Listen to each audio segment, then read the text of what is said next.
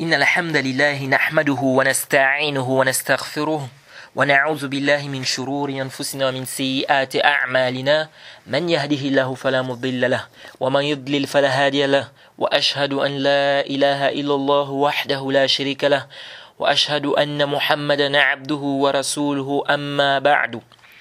Louange à Allah, le maître des circonstances, un lot pour tout ce qui nous accorde comme bien, comme grâce, et on lui demande de déverser ses grâces et ses bénédictions sur le prophète Mohammed, sallallahu alayhi wa sallam, sa famille, ses compagnons, et tous ceux qui les ont suivis jusqu'au jour de la rétribution. Alors nous sommes toujours dans le programme qui est l'explication du chapitre du commerce en islam du livre Durar Bahiyya, Fil Masail al-Fiqhiyya de notre bien-aimé imam Mohammed ibn Ali al-Shawkani, rahimahullah ta'ala. Alors la fois passée on a parlé de ce qu'on appelle l'aqd de l'istisna. Le aqd de l'istisna, on a dit que c'était quoi? C'est-à-dire le fait de faire une commande de la fabrication d'une chose. C'est-à-dire une chaise, une porte, un vêtement. Alors on a rappelé la divergence des savants qu'il y avait par rapport à ce contrat-là ou bien cette vente-là ou cette transaction-là. Le aqd de l'istisna. On a dit que la majorité des savants ont interdit cela et les Hanafiya et certains Hanabila ont permis cela. Ceux qui ont permis ont émis des conditions. Ils ont mis 5 conditions.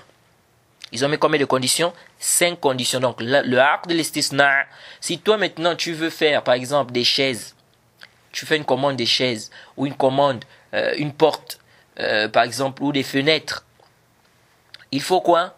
Il faut réunir ces 5 conditions-là. Quelles sont ces 5 conditions-là? Il faut le genre, il faut préciser le genre. Donc quand tu vas chez la personne, celui qui va te vendre la porte ou celui qui va te vendre les chaises, tu dois préciser le genre. Tu dois préciser la catégorie. C'est quelle catégorie? Ce que tu veux là, c'est de quelle catégorie? Tu dois préciser la quantité. Tu dois préciser la description. Donc la quantité, tu sais combien? Tu veux 2 chaises, 3 chaises, 4 chaises, une porte, 2 portes. Tu dois préciser ça. La description. Donc, c'est quel genre de porte? Tu veux qu'elle soit comment? Tu as la description, tu veux que cette porte-là soit comment? Une grande porte, une petite porte. Tu donnes la description exacte. Ensuite, il faut le ajal. Il faut le temps. Tu dois récupérer ça quand? Il faut que ces conditions-là soient réunies. Ça, c'est ceux qui ont dit que le aqd de l'istisna, c'est quoi? C'est permis. Et on a dit que cet avis, c'est l'avis qui est juste, Allah Ta'ala a'lam, contrairement à l'avis de la majorité des savants. Et ici, il faut faire attention. Quand on dit la majorité des savants ont interdit le aqd de l'istisna, ça veut dire quoi? Ça ne veut pas dire qu'ils ont interdit ça de manière absolue. Là, intabihu. Quand on dit la majorité des savants ont interdit ça, parce que souvent il y a certains étudiants qui se posent des questions, mais comment on dit ils ont interdit, après on dit non, ils ont mis des chouroutes, après... Mais non, tu n'as pas compris. Quand on dit la majorité des savants ont interdit, ça veut dire qu'ils ont interdit ça de la manière dont les Hanafiya ont permis. Ils ont interdit de la manière dont les Hanafiya ont permis. C'est-à-dire, la manière dont les Hanafiya ont permis là, de faire le aqd de l'istisna, eux ils ont dit c'est muharram comme ça. C'est pourquoi la majorité des savants, je parle bien des anciens, considèrent le aqd de l'istisna comme étant un aqd de salam. C'est-à-dire ça rentre dans le salam. Le salam c'est quoi? C'est le fait de commander une chose en donnant l'argent en avance. Je fais des commandes des œufs, je fais des commandes des fruits, je donne l'argent en avance. On appelle ça le aqd de salam. Et Inch'Allah, ça va venir en détail. On va parler de ça et les conditions de cela. Est-ce que c'est permis? Quelles sont les conditions, etc. On verra ça en détail. Donc, la majorité des savants, en fait, font rentrer le aqd de l'istisna dans le aqd de salam. Qui est le fait de commander une chose en donnant quoi? L'argent en avance. Et c'est pourquoi, quand on dit, c'est pourquoi quand on dit que la majorité des savants ont interdit le aqd de l'istisna, c'est-à-dire ils ont interdit ça de la manière dont les Hanafiya ont permis. Donc pour le Jumhur, si on veut faire un aqd de l'istisna, ça doit réunir les mêmes conditions que le salam. Ça doit réunir les mêmes conditions que le salam. Et parmi les conditions, parmi les grandes différences, Il y a d'autres conditions, on verra ça, les conditions du salam. Mais parmi les grandes différences, c'est quoi? C'est que dans le salam, il faut donner l'argent en totalité. C'est-à-dire, si tu veux faire une commande des œufs ou une commande des fruits, tu dois donner l'argent en totalité. Or, dans le aqd de l'istisna, c'est pas une condition. Tu peux donner une partie de l'argent et tu donnes le reste quand il va terminer. Donc, tu veux faire des chaises, Jade, tu veux une table, tu peux donner une partie de l'argent déjà en avance et tu vas donner le reste quand il va terminer le travail. Ou tu peux même ne rien donner. Or, dans le aqd de salam, Jade, dans le salam, c'est le fait de faire une commande. Tu commandes quelque chose, tu donnes l'argent en avance. Jade, je fais une commande des œufs, je fais une commande des fruits, etc. Ici, c'est une condition charte. C'est une condition, tu dois donner la totalité de l'argent avant. C'est-à-dire en avance. Tu dois donner la totalité de l'argent en avance. Et ça, c'est pourquoi vous allez voir qu'il y a des gens qui tombent dans le haram ici. Ils font le aqd de salam, mais ils tombent dans le haram. Et ça va venir en détail, bi'iznillahi ta'ala. On va détailler ça. L'imam Ash-Shawkani a mis un bab spécial pour le salam. Jade. Donc, ceux qui veulent donc, c'est pourquoi quand on dit la majorité des savants te disent que le aqd de l'istisna, c'est la yajouz, c'est-à-dire c'est la yajouz comme les Hanafi ont permis. Pour eux, ils voient que si tu veux faire le aqd de l'istisna, ça doit être comme le aqd de salam. Jade.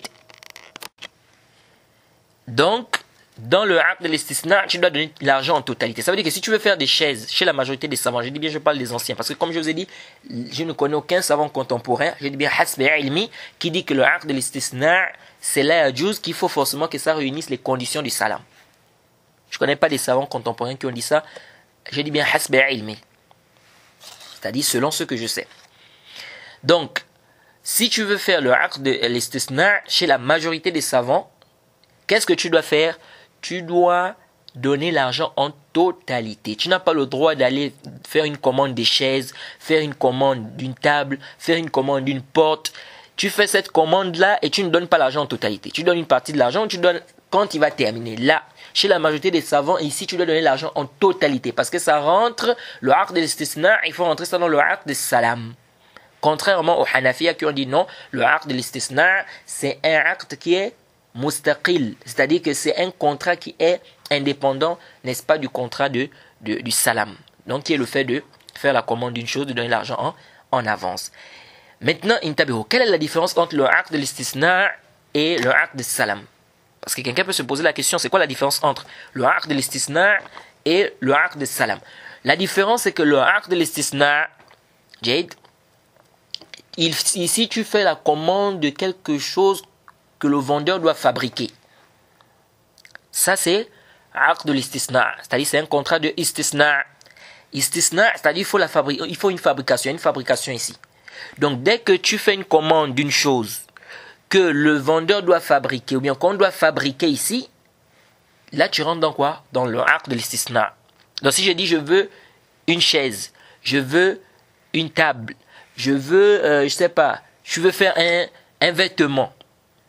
Jade, tu donnes l'argent en avance. Ici, là, tu rentres dans quoi? Un aqd de l'istisna. Tu rentres dans le aqd de l'istisna. Pourquoi? Parce qu'ici, il y a quoi? Il y a une fabrication. Par contre, s'il n'y a pas de fabrication, ici, ça rentre dans le aqd de salam. Donc, je fais une commande des œufs. Il n'y a pas de fabrication ici. Jade, je fais une commande, comment dirais-je, des fruits.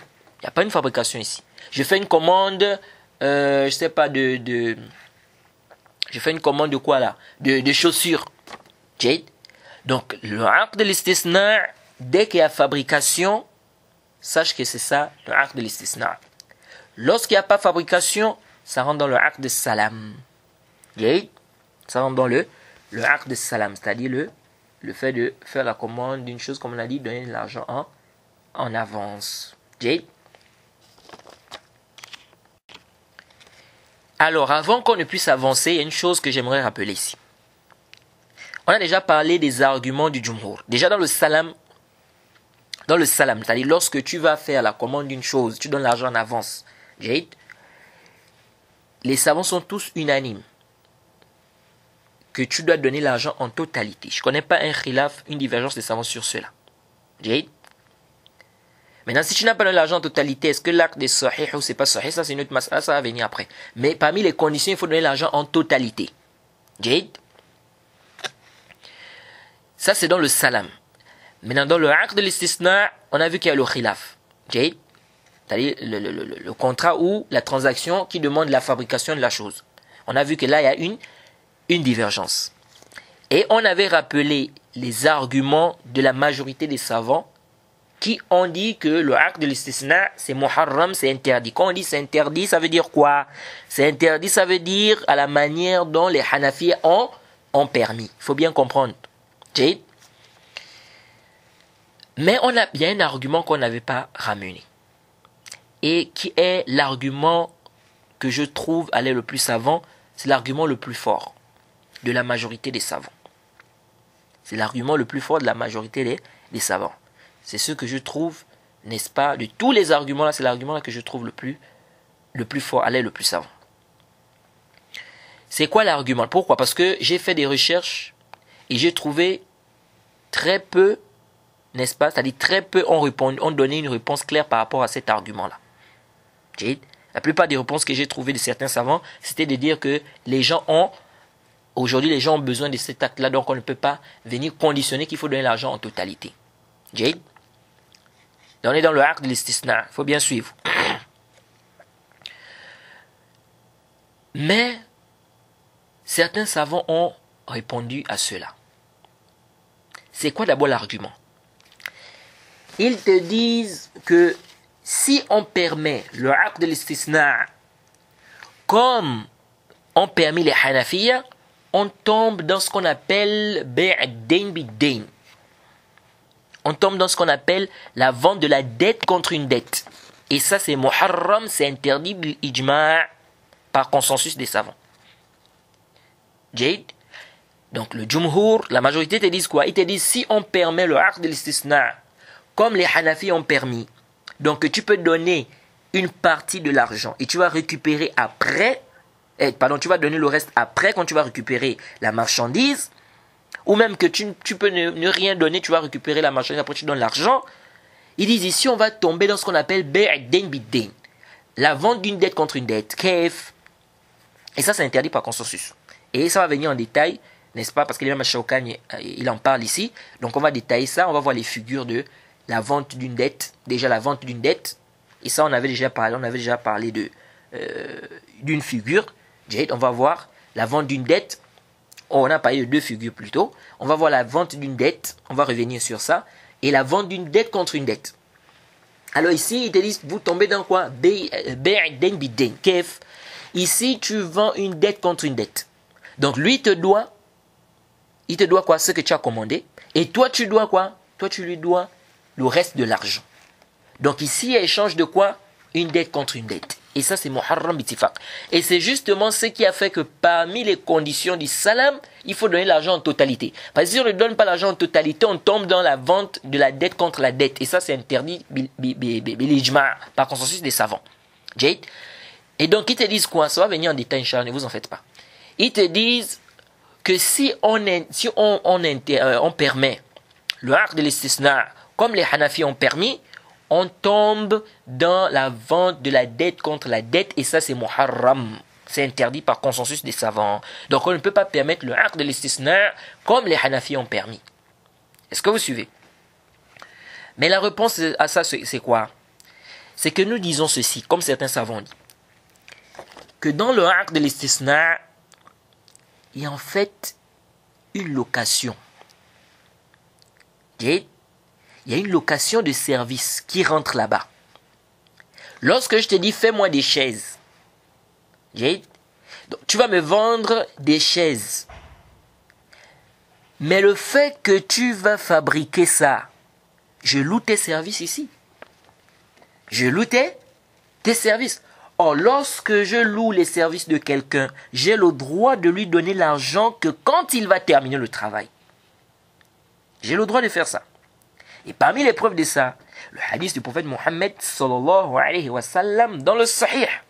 Et ça va venir quand on va parler du chapitre de la location, Inch'Allah. Le prophète Mohammed sallallahu alayhi wa sallam a dit dans ce hadith que 3 personnes Allah subhanahu wa ta'ala c'est leur adversaire le jour du jugement dernier. Parmi eux, quelqu'un qui loue les services de quelqu'un ou quelqu'un qui embauche un employé, il a accompli son travail sans le payer.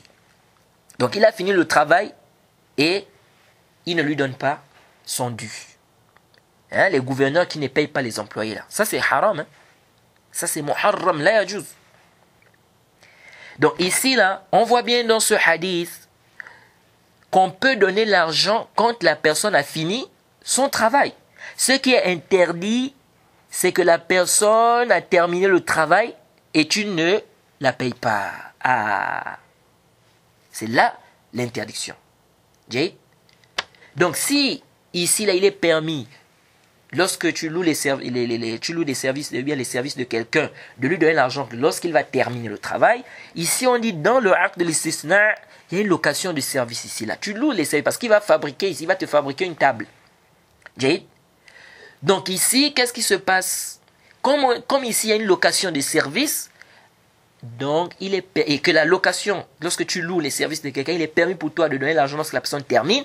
Donc ici dans le acte de l'istisna, il est permis pour moi de ne pas lui donner l'argent en totalité ou de ne même pas lui donner l'argent, mais de lui donner ça quand il va terminer la table ou les chaises ou les portes, etc. Est-ce que vous suivez?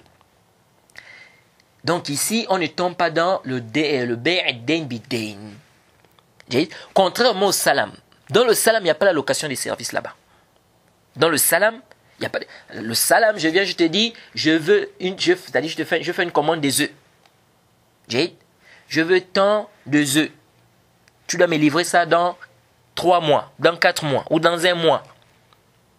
Je te donne l'argent en avance. Ici, il n'y a pas de quoi, il n'y a pas de location de service. Toi, tu vas faire quoi? Tu vas l'acheter des œufs là-haut, au marché ou dans un endroit et tu vas venir me livrer cela. Par contre, dans le acte de l'istisna, j'ai besoin de tes services. J'ai besoin que tu me fabriques une table. J'ai besoin que tu me fabriques une porte. Je ne sais pas si vous avez saisi. Donc voilà un peu ce que je voulais rappeler par rapport au acte de l'istisna. Parce que ces deux questions-là, souvent certains étudiants, oui, certaines personnes ne comprennent pas bien ces deux massaïs-là. Ces deux questions. Ces deux questions. Pourquoi? Parce que certaines personnes se disent, mais comment comprendre que le jumhur, ils disent que c'est pas permis le acte de l'istisna, et parfois on voit ils permettent avec des shurut, hein? Et puis quelle est la différence entre le acte de l'istisna et le acte de salam? Et puis on regarde les arguments du jumhur par rapport aux arguments des Hanafi, on voit que les arguments du jumhur, n'est-ce pas, il y a une roue à l'intérieur, les arguments sont forts, et qu'on n'arrive pas à trouver comment on peut répondre, etc. Les gens s'embrouillent dans ces questions-là. Alors que, normalement, la question, si tu étudies bien la question, en profondeur, tu vas comprendre que la question n'est pas aussi compliquée que cela. Donc, voilà un peu ce qu'il faut retenir concernant le acte de l'istisna et le acte de salam, une partie, parce que le acte de salam, ça va venir en détail, n'est-ce pas, tout au long de nos cours. C'était juste un rappel, parce que j'ai vu qu'il y avait des choses qu'on n'avait pas rappelées et qui d'ailleurs sont très importantes, parce que si on n'a pas compris ces choses-là, on peut être embrouillé. Ensuite, l'imam al-Shawkani, rahimahullah, nous dit ici, وَالْمُعْتَبَرُ فِيهِ مُجَرَّدِ التَّرَضِ. Donc, l'imam al-Shawkani commence ici. Donc, on va rentrer dans l'explication du livre. Il a dit, أَنْوَاعُ الْبُيُوعِ الْمُحَرَّمَةِ, les catégories des ventes interdites. Donc, l'imam al-Shawkani va nous parler ici des ventes interdites. Il dit, وَالْمُعْتَبَرُ فِيهِ مُجَرَّدِ التَّرَضِ وَلَوْ بِإِشَارَةٍ مِنْ قَادِرٍ عَلَى النُّطْقِ ولا يجوز بيع الخمر والميتة والخنزير والأصنام والكلب والسنور والدم وعسب الفحل وكل حرام وفضل الماء وما فيه غرر كسمك في الماء وحبل الحبل والمنابذة والملامسة وما في الدرع ولا عبد العابق والمغانم حتى تقسم والثمر حتى يصلح والصوف في الظهر وسمن في اللبن والمحاقلة والمنابذة والمزابنة والمزابنة والمعاومة والمخاضرة والعربون والعصير إلى من يتخذه خمرا والكالئ بالكالئ وما اشتراه قبل قبضه والطعام حتى يجري فيه الصاعان ولا يصح الاستثناء في بيع ولا يصح الاستثناء في البيع إلا إذا كان معلوما ومنه استثناء ظهر المبيع ولا يجوز التفريق بين المحارم ولا أن يبيع حاضر لباد والتناجش والبيع على البيع وتلقي الركبان والاحتكار والتسعير ويجب وضع الجوائح ولا يحل سلف وبيع ولا شرطان في بيع ولا بيعتان في بيعة وربح ما لم يضمن وبيع ما ليس عند البائع ويجوز بشرط عدم الخداع والخيار في المجلس ثابت ما لم يتفرقا. Donc l'imam al-Shawkani ici nous a cité les ventes interdites ou certaines ventes interdites. Il a commencé, il a dit wal mu'tabaru fihi mujarrad at-taradi. Il dit ce qui est considéré, c'est-à-dire dans la vente, c'est le consentement. Le simple consentement, c'est-à-dire le consentement ici suffit. Il dit walau bi isharatin min qadirin ala nutqi. Il dit même si c'est par quoi? Par un signe provenant de quelqu'un qui est capable de prononcer ou de faire ce qui est verbal. Ça veut dire quoi ici? L'imam al-Shawkani nous fait comprendre que ce qui est considéré dans la vente ici, c'est d'abord le consentement. Même si c'est avec des signes. Là, l'imam al-Shawkani veut faire allusion à quoi? Il veut faire allusion à le bay' al-mu'ata. On a déjà vu ça. C'est-à-dire, est-ce que c'est une condition lorsque je veux acheter quelque chose, ou bien tu veux me vendre quelque chose, est-ce que c'est une condition qu'on parle? Jade? C'est-à-dire, est-ce que tu es obligé de me dire je te vends ça et moi je suis obligé de dire j'achète? On avait vu le khilaf entre le Jumhur et les Shafi'iyya. On avait détaillé, on a dit que la vie qui est juste, c'est que c'est permis même si on ne parle pas. Jade? Donc le simple fait que je rentre dans ta boutique, je prends ce que je veux prendre, je viens au comptoir, je dépose l'argent, tu récupères l'argent, tu me donnes la monnaie, je prends la chose, je sors, ça, c'est considéré comme une vente. Jade? Donc on n'a pas besoin de parler. Contrairement aux Shafi'iyya qui ont dit qu'il faut parler. Qu'on ne peut pas se limiter aux actes. Ici on dit, là, on se limite aux actes. Les actes aussi, ça prouve que la vente, bien ça prouve, n'est-ce pas, ou ça extériorise, les actes extériorisent ce qu'on a, n'est-ce pas, à l'intérieur. Donc ici, l'imam al-Shawkani fait allusion à ça. Donc il dit ce qui est considéré, c'est quoi? C'est le consentement, même avec quoi? Même si c'est par signe. Il dit, وَلَا يَجُوزْ بَيْعُ الْخَمْرِ وَالْمَيْتَةِ وَالْخِنْزِيرِ وَالْأَصْنَامِ وَالْكَلْبِ وَالسِّنَّوْرِ. Il dit, n'est pas permis de vendre l'alcool, donc le vin, le khamr, muharram, le meita, la bête morte, le khinzir, le porc, wal-asnam, les statues, wal-kalb, le chien, was-sinnaur, le chat. Donc l'imam al-Shawkani nous cite ici des choses interdites à la vente. Il dit quoi? وَلَا يَجُوزُ بَيْعُ الْخَمْرِ وَالْمَيْتَةِ وَالْخِنْزِيرِ وَالْأَصْنَامِ وَالْكَلْبِ وَالسِّنَّوْرِ. Donc on va d'abord s'arrêter sur cette partie-là, détaillée, et ensuite on va avancer. Donc il a dit, il est interdit, n'est-ce pas, de vendre de l'alcool. Donc le vin, la bête morte, le khinzir, donc le porc, les asnam, les statues, le chien, kalb, wasinor, comment on appelle, le chat. Alors cette interdiction là, déjà l'imam al-Shawkani a cité ici le vin, la bête morte, le porc et les statues. Ces quatre choses là sont venues dans un hadith qui est rapporté par l'imam al-Bukhari et Muslim, le hadith de Jabir ibn Abdullah. Il dit que le prophète Mohammed sallallahu alayhi wa sallam a dit: Inna Allah wa rasulahu harram al-bay' al-khamri wal-maytati wal-khinziri wal-asnam. فقيل يا رسول الله أرأيت شحوم الميتة فإنها تتلى بها السفن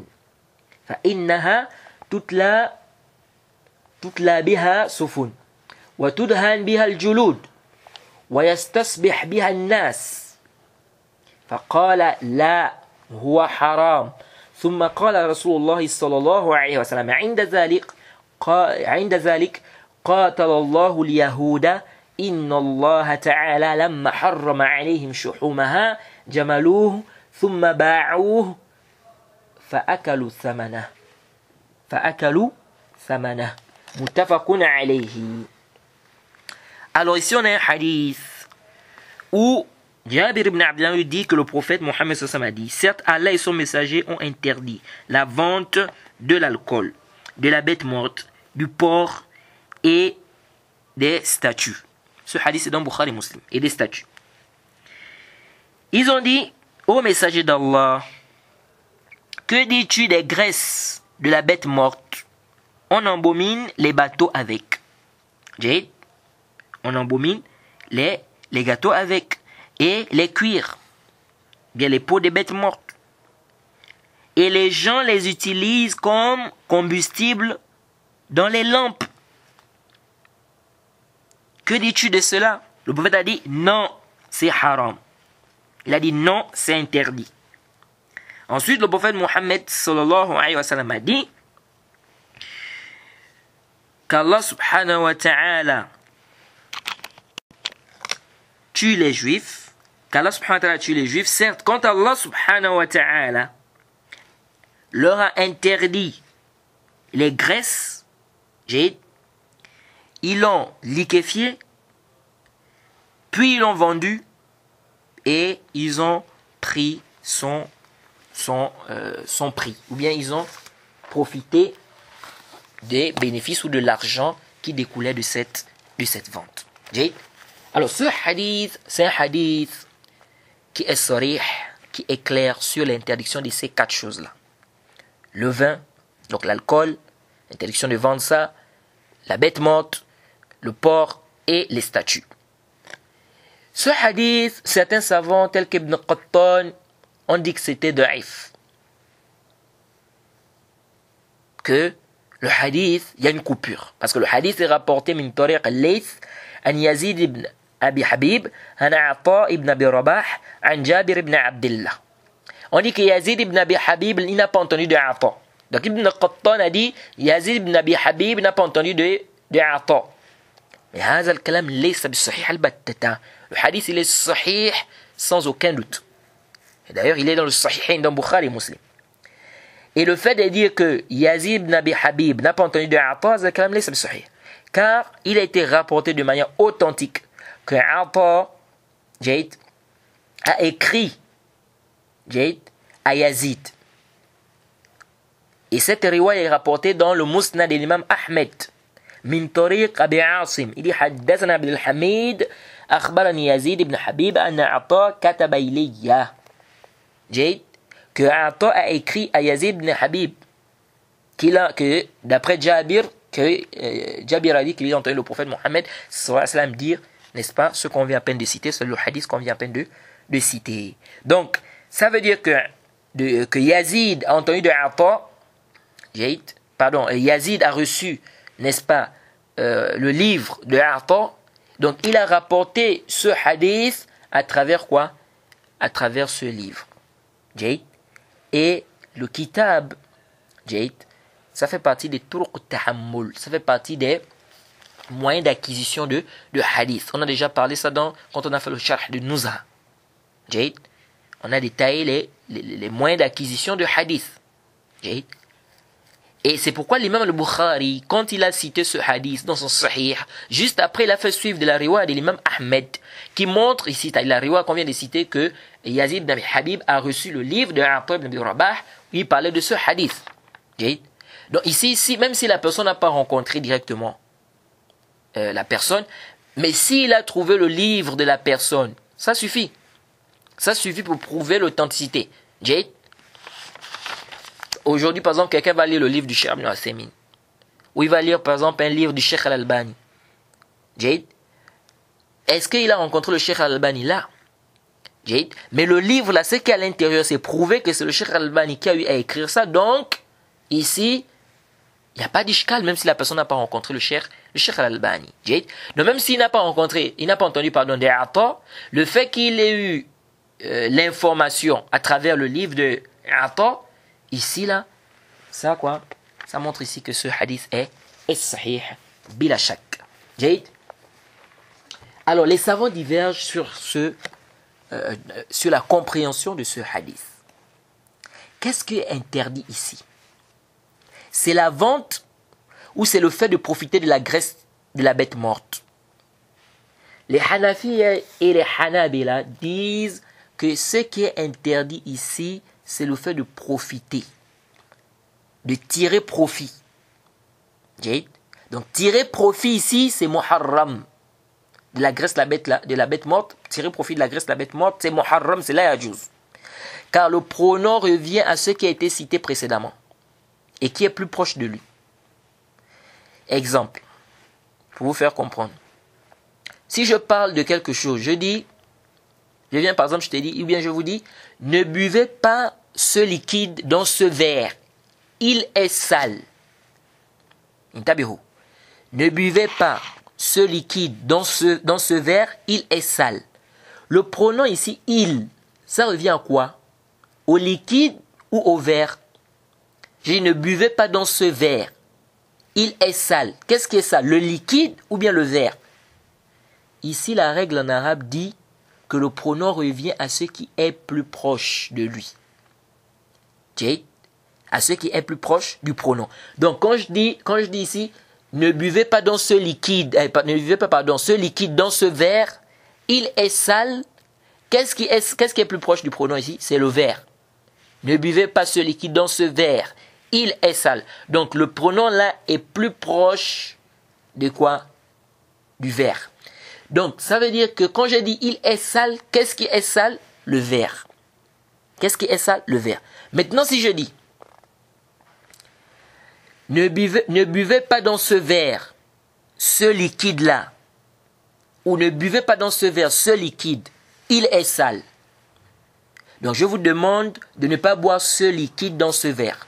Donc j'ai dit, ne buvez pas dans ce verre ce liquide. Il est sale. Qu'est-ce qui est sale? Le verre ou le liquide? Ici, la règle en arabe te dit quoi? Que le pronom revient à la chose la plus proche qui a été citée. Qu'est-ce qui est plus proche du pronom ici? C'est liquide. Donc ici, quand je dis ne buvez pas dans ce verre ce liquide, il est sale, c'est-à-dire ce liquide est sale. Donc ne le buvez pas dans ce verre. Contrairement, quand je dis ne buvez pas ce liquide dans ce verre, il est sale. Qu'est-ce qui est sale? Le verre. Donc ne buvez pas le liquide là dans le verre là parce qu'il est sale. Je ne sais pas si vous avez compris. Ça c'est une règle en arabe. C'est-à-dire que le pronom revient toujours à la chose la plus proche qui a été citée. Il a aqrab al-madhkour. Jade. Ça c'est le asl.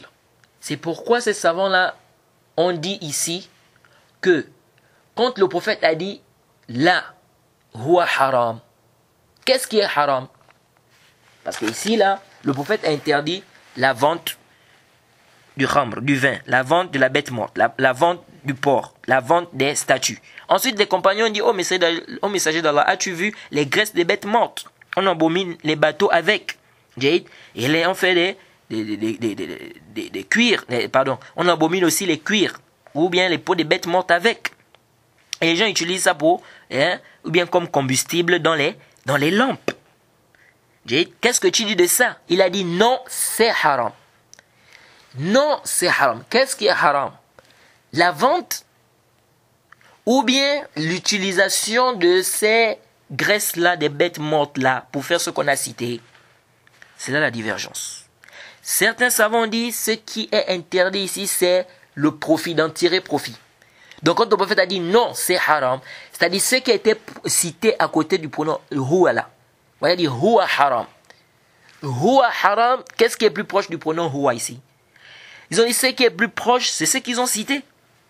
C'est-à-dire qu'on abomine les bateaux avec, n'est-ce pas, on abomine également les peaux des bêtes, n'est-ce pas, avec, on utilise ça comme combustible. Donc quand il a dit non, c'est haram, huwa haram, c'est-à-dire ce que vous venez de citer là, c'est haram. Ça c'est un groupe de savants, n'est-ce pas, qui ont dit cela. C'est pourquoi cette question-là du domir, le pronom, ça a un impact dans beaucoup de questions. Lorsqu'Allah dit la yamassuhu, parlant du Coran, ne touche ça que les purifiés. Ne le touche que les purifiés. Le touche, ça revient à qui? Ou ça revient à quoi? Les savants divergent. C'est venu dans le Sahihain, hadith Bukhari Muslim. Le prophète a dit Khalaqallahu Adama ala suratihi, tuluhu sittuna zira'a. Tuluhu sittuna zira'a. Le prophète a dit Allah subhanahu wa ta'ala a créé Adam alayhi salam à son image. Sa taille était de sittuna zira'a, ils disent 30 mètres. Allah a créé Adam alayhi salam à son image. Son image ici, le pronom là, son là, le pronom possessif là, ça revient à qui? L'image de qui? L'image d'Allah ou l'image d'Adam alayhi salam? Il y a une divergence des savants. Il y a une divergence des savants. Cheikh Al-Albani par exemple te dit, ici le pronom possessif là revient à Adam alayhi salam. Ça revient à la chose la plus proche, parce qu'en arabe, le pronom, le domir, yarji' ila aqrab al-mazkur. Ça revient à la chose la plus proche citée. Et la chose la plus proche citée, c'est Adam. Khalaqallahu Adam ala suratihi. Donc, suratihi, Allah subhanahu wa ta'ala a créé Adam à son image. Qu'est-ce qui est plus proche de son image? C'est Adam ou bien c'est Allah? C'est Adam. Donc, son image, c'est-à-dire l'image de Adam alayhi salam. C'est-à-dire qu'Allah subhanahu wa ta'ala a créé Adam à son image, c'est-à-dire à l'image là, comme il vous a été décrit, c'est-à-dire de 30 mètres. Parce que Adam alayhi salam, il n'a pas été bébé et puis grandi, etc. Là, Allah subhanahu wa ta'ala a créé directement un adulte. Donc il est né, on va dire qu'il a été créé à cette image. Adam alayhi salam a été créé à cette image-là. Donc Allah subhanahu wa ta'ala a créé Adam à son image, c'est-à-dire à cette image-là, comme on vous a décrite là. D'autres savants disent non, comme le Cheikh bin Baz et bien d'autres. Ils ont dit là, à son image, ce qui est voulu, c'est l'image d'Allah subhanahu wa ta'ala. C'est-à-dire Allah subhanahu wa ta'ala a créé Adam à son image. Donc l'image de qui? L'image d'Allah. C'est-à-dire, qu'est-ce que ça veut dire l'image d'Allah? C'est-à-dire, de la même manière qu'Allah subhanahu wa ta'ala, ou bien comme Allah subhanahu wa ta'ala, a un visage, Adam alayhi salam a un visage. Allah subhanahu wa ta'ala a deux mains, Adam alayhi salam a deux mains. Allah subhanahu wa ta'ala a deux yeux, Adam alayhi salam a deux yeux. Mais ça ne veut pas dire que les yeux ou bien le visage ou les mains d'Adam alayhi salam ressemblent au visage ou aux yeux ou aux mains d'Allah subhanahu wa ta'ala. Ça on a déjà expliqué ça dans l'Aqidah Wasitiyya. On a expliqué que la croyance des gens de la Sunna, c'est qu'Allah subhanahu wa ta'ala ne ressemble pas à ses créatures. Intabihu li hadha. Donc les savants qui ont dit, parce qu'il y a des gens parfois qui s'étonnent, ils disent, mais comment les savants l'ont dit à l'image d'Allah subhanahu wa ta'ala? C'est-à-dire Allah a un visage, Adam aussi a un visage. Allah a deux mains, Adam aussi a deux mains. Oui, mais ici là, ils te disent quoi? Ça ne veut pas dire que le visage d'Allah subhanahu wa ta'ala ressemble au visage d'Adam alayhi salam. Et ça on a déjà détaillé ça. Qu'il n'y a pas de... C'est pas la similitude au niveau de l'appellation n'implique pas la similitude au niveau de quoi? De la manière. On a rappelé, c'est très important. Tu vas dire la tête du serpent. Tu vas dire la tête de l'oiseau. Tu vas dire la tête de la fourmi. Donc tête du serpent, tête de l'oiseau, tête de la fourmi. Tu vas même dire tête de chien. Tête du scorpion. Tout ça, tu dis tête. Mais est-ce que ces têtes-là sont semblables? Là, c'est pas semblable.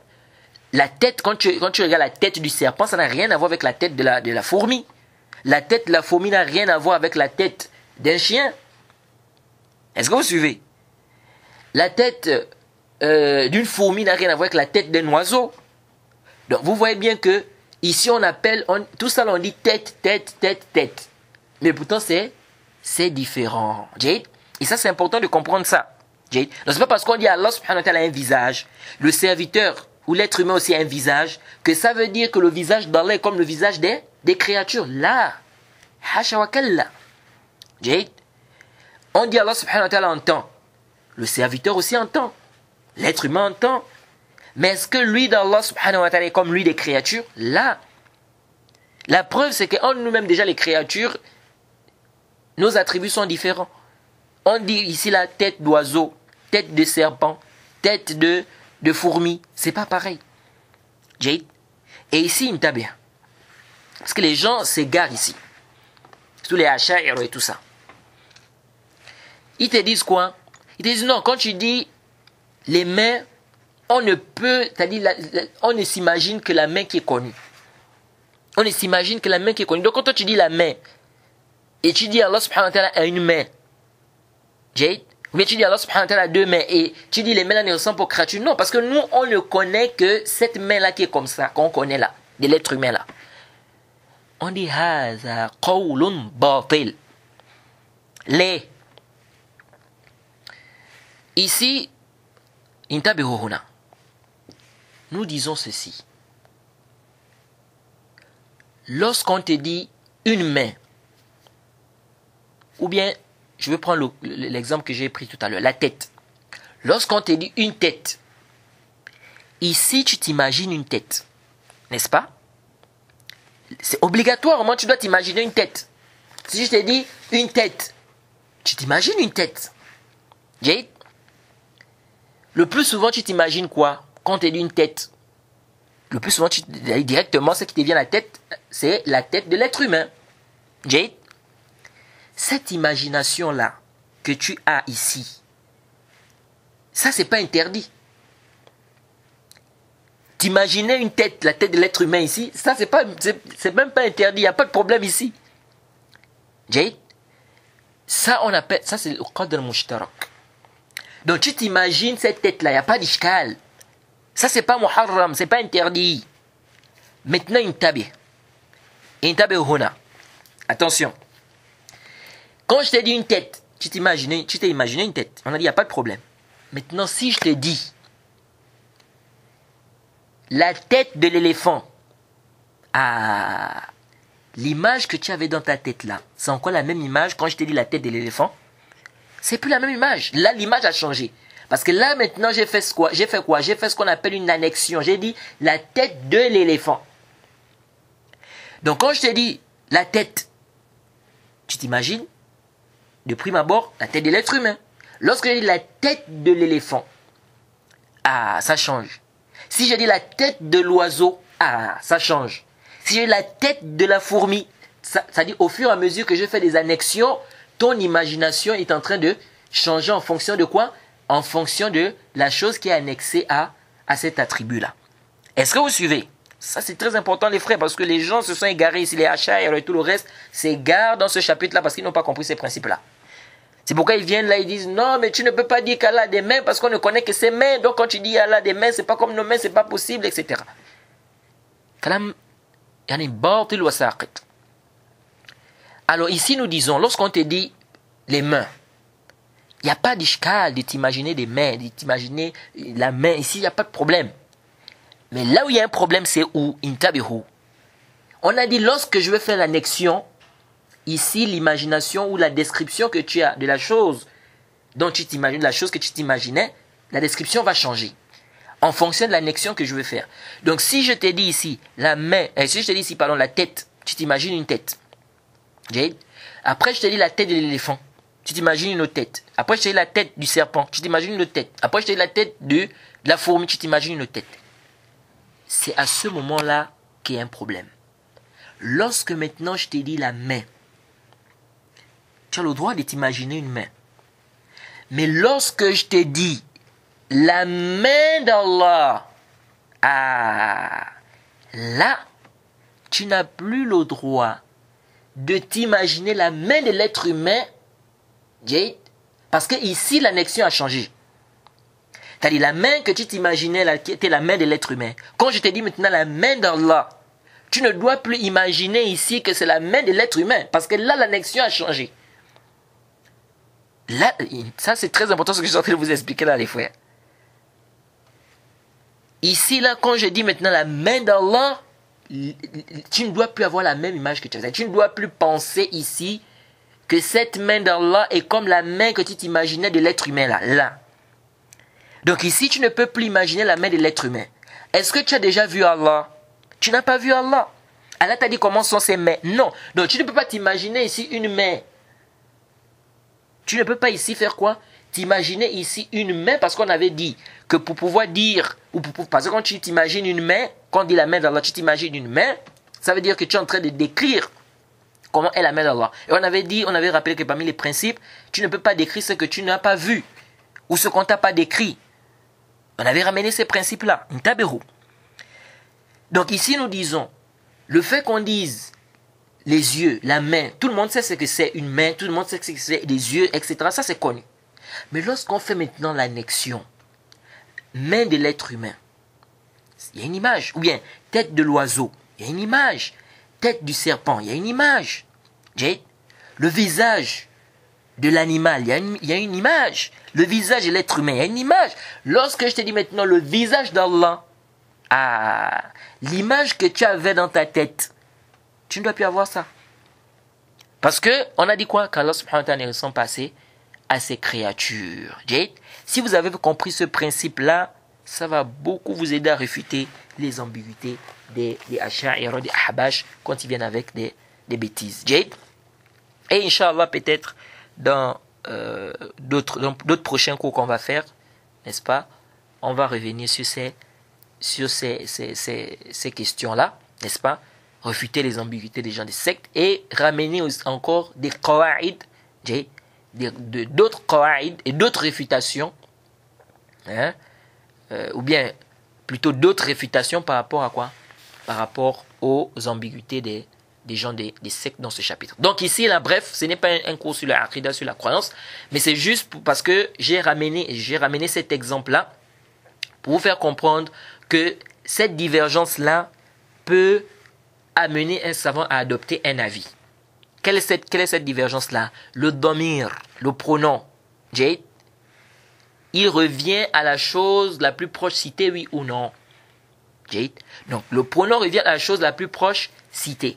À partir de là, vous allez voir qu'il y a des divergences des savants sur certaines questions. Comme ici, là, Allah subhanahu wa ta'ala a créé Adam alayhi salam à son image. Son image, l'image de qui? Certains ont dit l'image, ici c'est l'image d'Adam alayhi salam. D'autres ont dit non, l'image ici c'est l'image d'Allah. La divergence repose sur quoi? Sur ce domir-là. Dans la langue arabe, le domir, il revient au aqrab al-mazkour. La chose la plus proche qui a été citée. Et je profite à rappeler que il n'y a pas de consensus des savants sur cette question-là. Parce qu'il y en a qui disent non, il y a un consensus que le pronom ici revient à Allah. C'est pas à Adam alayhi salam. Il n'y a pas de consensus. Cheikh al-Islam t'est bien rappelé une divergence concernant cette question. Et c'est pas aussi un avis des Jahmiya. Le fait de dire que le pronom revient à Adam alayhi salam, c'est pas un avis des Jahmiya. Parce que je ne connais pas des savants qui ont opté pour cet avis en disant que Allah subhanahu wa ta'ala, quand il dit, ou bien le prophète, pardon, quand il dit qu'Allah subhanahu wa ta'ala a créé Adam alayhi salam à son image et que le pronom ici revient à Adam alayhi salam, c'est-à-dire à l'image de Adam alayhi salam, pas à l'image d'Allah, je ne connais aucun savant qui a eu cet avis-là et qui a dit qu'Allah subhanahu wa ta'ala n'a pas d'image. Parce que nous affirmons qu'Allah subhanahu wa ta'ala a une image. Allah subhanahu wa ta'ala a bel et bien une image. C'est venu dans des hadiths. Et je crois qu'on a parlé de quelques hadiths dans l'Aqidah Wasitiyya. Donc ici là, ces savants-là qui ont dit ça, ils n'ont pas dit qu'Allah subhanahu wa ta'ala n'a pas d'image. Allah subhanahu wa ta'ala a bel et bien une image. Mais ici, il n'y a pas de talaz, il n'y a pas de corrélation entre le fait de dire que dans le hadith là, le domir, le pronom revient ici à Adam alayhi salam, et le fait de dire que Allah subhanahu wa ta'ala a une image. Donc certaines personnes ont pensé que si on dit que le pronom ici revient à Adam alayhi salam, ça veut dire qu'on ne reconnaît pas qu'Allah subhanahu wa ta'ala a une image. Et donc ça c'est une croyance des Jahmi, etc.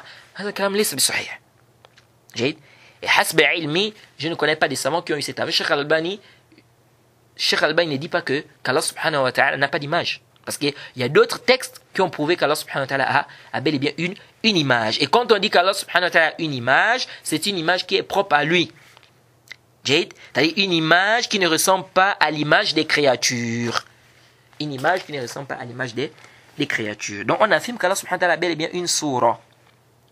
A bel et bien une image. Bref. Ça, c'est dans les livres de croyance là-bas Et Inch'Allah, quand on va expliquer, peut-être si Allah nous facilite d'expliquer Usul Sunnah de l'imam Ahmed, parce que j'ai ça en projet, si Allah facilite, qu'on arrive à expliquer ça, peut-être on va détailler cette question là-bas, parce que le cheikh est venu avec ce hadith là-bas. Ici, revenons donc à notre hadith ici. Ces savants on dit le domir, le pronom revient à la chose la plus proche qui a été citée. Et la chose la plus proche qui a été citée, c'est quoi? C'est l'utilisation, ou bien le fait de tirer profit de la graisse des bêtes mortes. Donc quand le prophète a dit non, c'est haram, c'est-à-dire d'en tirer profit. D'en tirer profit. Donc non seulement c'est interdit à la vente, mais il est interdit également d'en tirer profit. Quant à l'imam Shafi'i, le Cheikh Islam Taymiyyah et bien d'autres, ils ont dit non. Ici, le pronom là revient à la vente. Quand le prophète a dit non, c'est haram, qu'est-ce qui est haram? Qu'est-ce qui est licite? C'est la vente. C'est la vente qui est interdite. C'est pas le fait d'en tirer profit. Et ça, c'est l'avis que nous trouvons juste. Wallahu ta'ala a'lam. Pourquoi? Car ici, le contexte nous le prouve. Le contexte nous le prouve. Le contexte ici nous le prouve. Ici, on voit bien que les compagnons posent la question par rapport à la vente. Parce que les compagnons ici posent la question. Ils posent la question par rapport à quoi? Le prophète Mohammed sallallahu alayhi wa sallam, dans le hadith, il dit qu'Allah subhanahu wa ta'ala et le messager ont interdit la vente de khamr, etc., c'est-à-dire de l'alcool, du porc, etc., ce qu'on a cité. Ensuite, les compagnons disent, ô messager d'Allah, as-tu vu la graisse des bêtes mortes, etc., etc., on utilise ça pour faire ceci ou cela. Pourquoi ils ont dit ça? Pourquoi ils ont posé cette question? C'est parce que le prophète Mohammed sallallahu alayhi wa sallam a interdit la vente. Et donc, ils ont demandé au prophète, comme la graisse des bêtes mortes, ils utilisent ça pour embaumer les bateaux, pour s'éclairer. C'est comme s'ils voulaient demander au prophète de leur permettre la vente de ça, vu les profits qu'ils en tirent. Mais le prophète a dit non, c'est haram. C'est-à-dire, c'est interdit de vendre ça, même s'il y a ces profits là-dedans. Je ne sais pas si vous suivez. Et le prophète Mohammed nous dit que la vente de l'alcool, ou bien du vin, de la bête morte, du porc et des statues, c'est interdit. Les compagnons demandent, ô messager d'Allah, as-tu vu les graisses des bêtes mortes? Donc c'est comme si les compagnons veulent dire, mais ça au moins on utilise ça, ça nous aide à faire ceci ou cela. Est-ce qu'à cause de ça, c'est pas tu ne peux pas nous dire que c'est permis de vendre ça? Et le prophète répond, non, c'est haram. Donc, qu'est-ce qui est haram? C'est la vente qui est haram et non l'utilisation de ces choses-là ou le fait d'en tirer profit. Ça, c'est l'avis que nous trouvons juste. Et ce qui renforce cet avis aussi, c'est la fin du hadith. Le prophète a dit, la'ana Allahu al-yahoud dans une version. Ici, qatal Allahu al-yahoud. Qu'Allah tue les juifs ou qu'Allah maudisse les juifs. On leur a interdit les graisses, donc des bêtes mortes, ou les graisses, pardon. Qu'est-ce qu'ils ont fait? Allah subhanahu wa ta'ala leur a interdit les graisses, ils les ont liquéfiées et vendues, profitant ainsi de leur prix. Ils les ont liquéfiées et vendus, profitant ainsi de leur prix. Donc ici, là, le prophète Mohammed sallallahu alayhi wa sallam nous dit ici qu'on leur a interdit, mais eux, qu'est-ce qu'ils ont fait? Ils ont quand même vendu. Donc ça montre ici que l'interdiction qui est voulue dans le hadith, c'est l'interdiction de la vente, et non l'interdiction du profit, donc qu'il est interdit d'en tirer profit. De là, on voit bien donc qu'il est permis d'utiliser la graisse des bêtes mortes, par exemple pour se soigner ou pour soigner des plaies. Souvent, les gens au pays nous posent cette question-là. Donc ici, l'utilisation là, c'est halal. Ce qui est interdit, c'est vendre. Dans ce hadith, on voit aussi l'interdiction de faire des ruses concernant ce qui est interdit. Parce que le prophète Mohammed a dit quoi? Qu'Allah a interdit aux Juifs les graisses là, mais qu'est-ce qu'ils ont fait? Ils ont pris, ils ont liquéfié ça. Comme pour dire que non, ça a changé, c'est plus ça. Et ils ont vendu ça. Et ça, c'est la ruse, elle est interdite en islam. Le prophète Mohammed a dit dans le hadith d'Abu Hurairah rapporté par Ibn Battah fi al-Hiyal, la tartakibu martakabat al-Yahud fatastahillu maharim Allah bi adna al-Hiyal.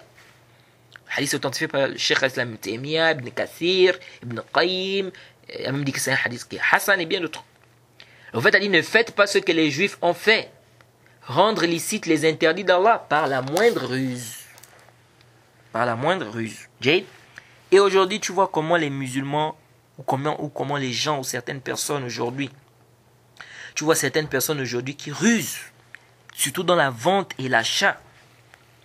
Hein? N'en parlons même pas du kadhib et du riche, le mensonge, la tricherie. Quelqu'un te dit vraiment, je ne peux pas te vendre ça à 15 000. J'ai acheté ça à 15 000. Je gagne quoi dedans si je te vends ça à 15 000? Alors qu'il a acheté ça à 10 000. Ou il te dit, je ne gagne rien dans ça. Il te dit, mon frère, si tu me dis encore de baisser le prix, c'est pire, je vais gagner quoi? Déjà là, je ne gagne rien. Mais tu ne gagnes rien dans ça, pourquoi tu continues à acheter ça et vendre? Pourquoi tu continues à l'acheter en gros et venir vendre? Si tu ne gagnes rien dedans. Tu ne gagnes rien dedans, pourquoi tu continues à acheter et vendre? La hawla wa la quwwata illa billah. D'autres te disent, je ne gagne que 500 dans ça, alors qu'il a un bénéfice de 2000 dedans.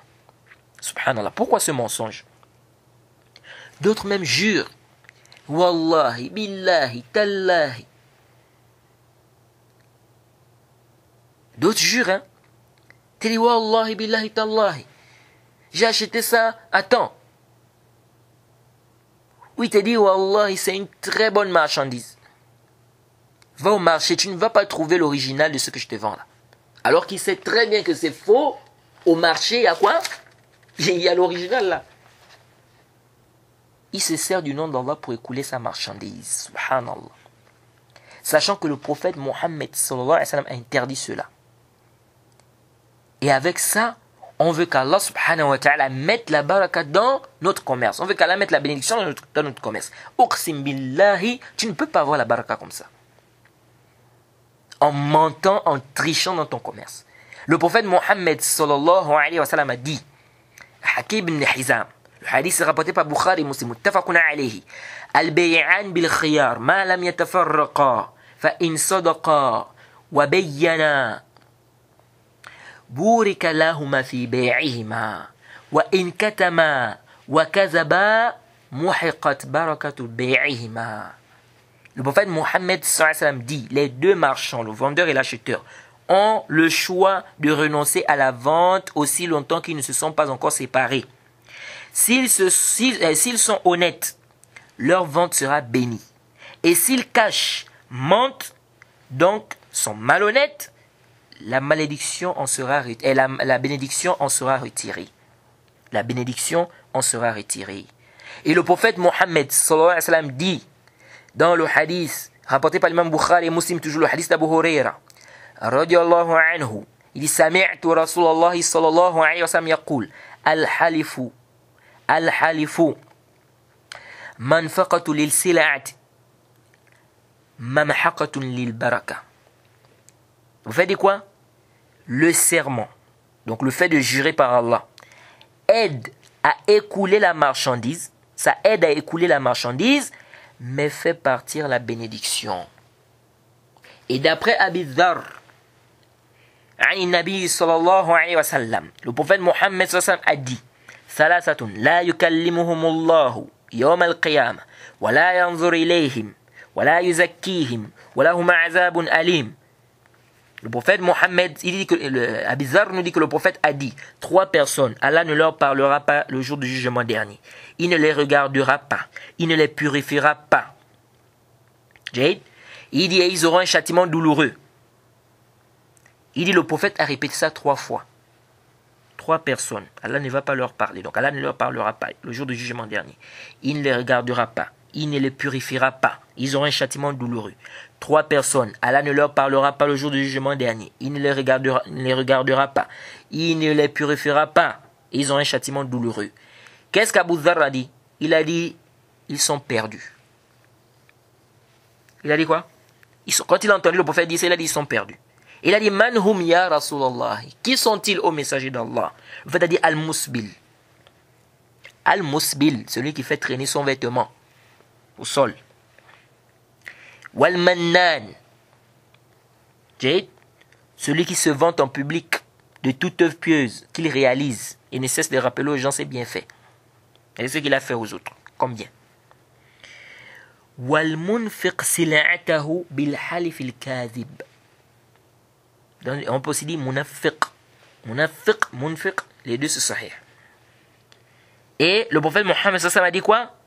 Celui qui fait écouler sa marchandise par des serments mensongers. Donc il ment. Il fait partie de la marchandise en mentant, en jurant. C'est-à-dire il jure en mentant.